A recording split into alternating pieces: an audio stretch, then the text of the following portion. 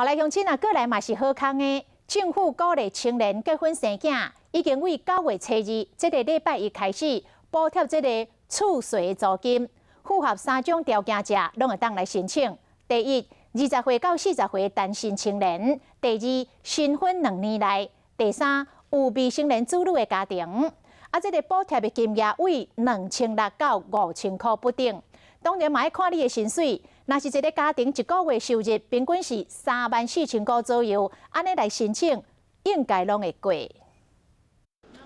虽然咧落雨，民众也是赶紧去办租厝租金补贴，因为新开办的租厝补贴，台中市每一户上悬会当补贴到4000。补小补咩，好啊，哎呀，有就好啊，哎呀。当然嘛，较济较好。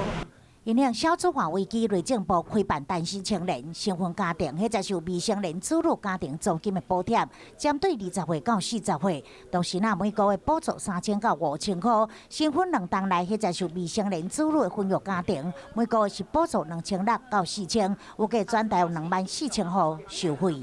放宽他的所得限制，大概家庭年收入平均大概34000块左右，他就可以来申请。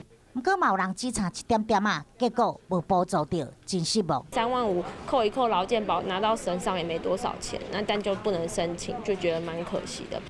政府鼓励单身青年结婚生囝，对于9月初2开始到9月27开放申请租厝补贴，民众争取权益要把握时间。